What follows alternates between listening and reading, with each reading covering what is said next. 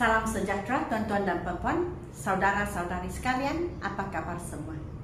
Nama saya ialah Dr. Lee dan saya berasal dari Bukit Mentajam. Buat masa ini saya tinggal di Klang, Johor. Jadi selamat menyertai YouTube channel saya.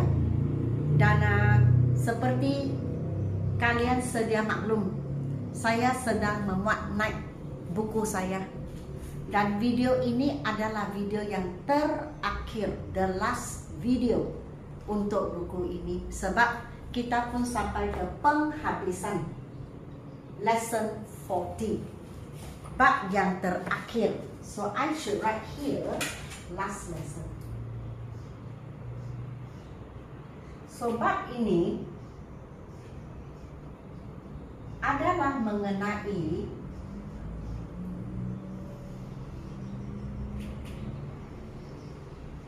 punctuation, dalam bahasa Melayu tanda bacaan. So bahasa Inggeris dan bahasa Melayu agak sama, di mana kita sangat mementingkan tanda bacaan. Contohnya koma, contohnya titik nokta, huruf besar, contohnya tanda pembuka kata, dan tanda seruan, tanda soal. Ini semua jatuh ke bab yang sekarang saya sedang memuat naik, yaitu tanda bacaan. Tetapi kita boleh lihat di sini, kalian boleh lihat di sini 4 bab dalam satu video. Sebab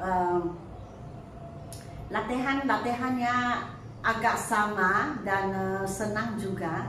Dan saya hanya petik setiap bab, seperti exercise 1 saya petik 4, exercise 2 saya petik 3, exercise 3, exercise 4, 2 latihan, 2 soalan. So habislah video ini. Dan hari ini juga saya akan berbincang dengan kalian bagaimana kita membubuk atau menggunakan tanda bacaan. So yang pertama, who is Encik Zainal talking to? Jadi who seperti kita tahu adalah perkataan atau huruf pertama untuk perkataan who. Jadi kita harus menggunakan huruf besar. Dan perkataan who adalah perkataan yang digunakan sebagai perkataan soal, persoalan. Kita gunakan untuk menyoal. Oleh itu kita mesti bubur di sini tanda soalan. So Encik Zainal adalah nama orang, jadi EZ huruf besar. So who is Encik Zainal talking to? Huruf tanda soalan. Number 2, wow, what a beautiful car. So wow, W huruf besar. Mungkin ini dari segi kesilapan, typo error. Sebenarnya dalam soalan W harus huruf kecil, tetapi mungkin waktu saya menaik perkataan pertama dia sendiri akan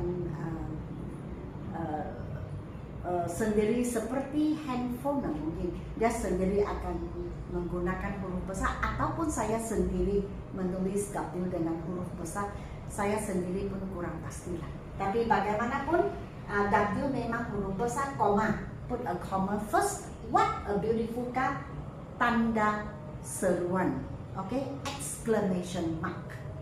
Untuk sesuatu yang kita berasa surprise, amazing begitu kan? Ya, jadi kita exclamation mark.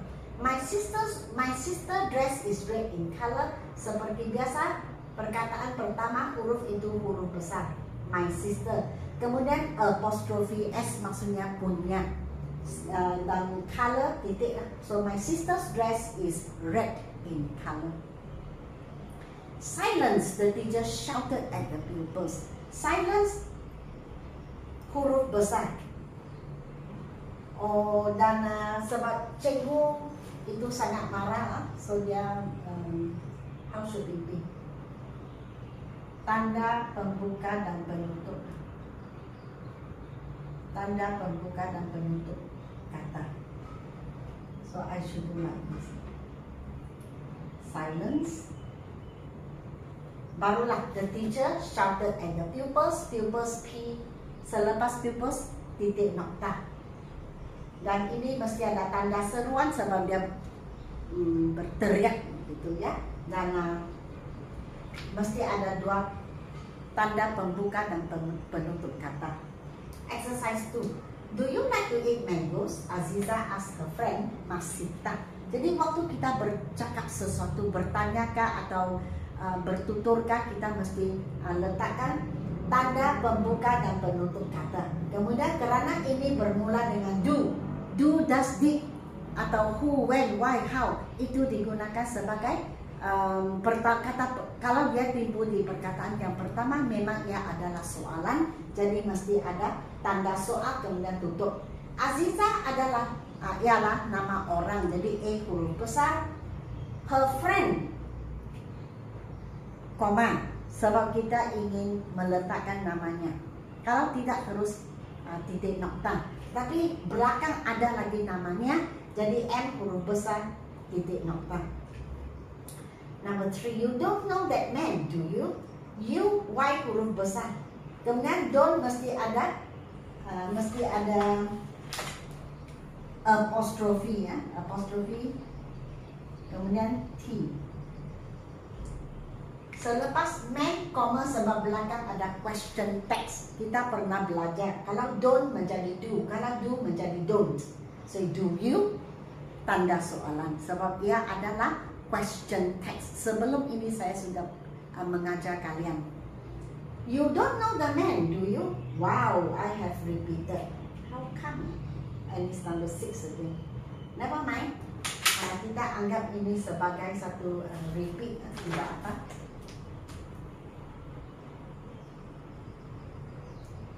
This is actually number 3.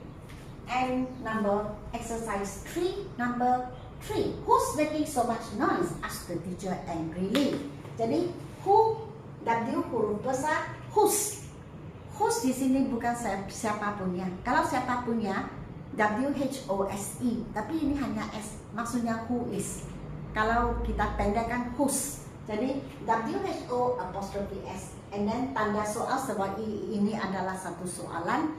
Kemudian mesti ada tanda buka dan tutup sebab dikeluarkan secara lisan. And then ask the teacher angrily, titik nokta. Mother bought a packet of flour, a tray of eggs, and a bottle of oil or a tin of oil. So sama M huruf besar. Selepas flour, koma, tetapi kerana ada N kita tidak bubuh koma lagi. Teruskan kemudian titik nokta. My little kitten Tompok is very playful. M huruf besar. Selepas kitten, koma sebab kita ingin letakkan nama.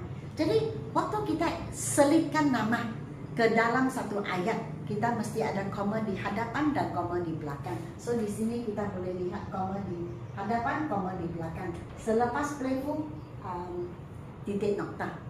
Exercise 4. Norlia, Ramli, and Jebat celebrated Hari Raya Aidilfitri with their families. So same, Norlia nama orang jadi koma. Ramli and Jebat, so RJ huruf besar, tapi kerana ada N itu kita panggil dia kata hubung, jadi tak payahlah koma di mana-mana sebab N sudah menggantikannya. Hari Raya Aidilfitri adalah satu perayaan, jadi huruf besar, and then families titik nokta. Farida's mother is teaching science in Sekolah Menengah Batu Gajah. So Farida nama orang huruf besar, kemudian apostrophe S yang bermaksud punya. Farida punya ibu sedang mengajar, kemudian sains S huruf besar. Nama sekolah SMBG huruf besar, kemudian titik nokta. Begitu sahaja untuk kali ini. Dan bab 40 merupakan bab yang terakhir dalam buku saya, yang buku Dwi Bahasa ini, bab yang terakhir. Maka dengan ini saya menutup tirai. Oke, kita sudah habis memuat naik buku ini. Setiap soalan, setiap bab, kecuali yang ini punctuation, ada juga saya tertinggal beberapa soalan. Yang lain penuh. Dan exercise 40. Jadi sudah habis lah. Oke. So sila tunggu buku saya yang ketiga. So selepas video ini, adakah saya akan memaknai video lagi? Ya, saya akan. Seperti saya pernah sebut, saya akan mengajar bab-bab ataupun topik-topik grammar yang diminta oleh sesetengah peminat saya atau subscriber saya.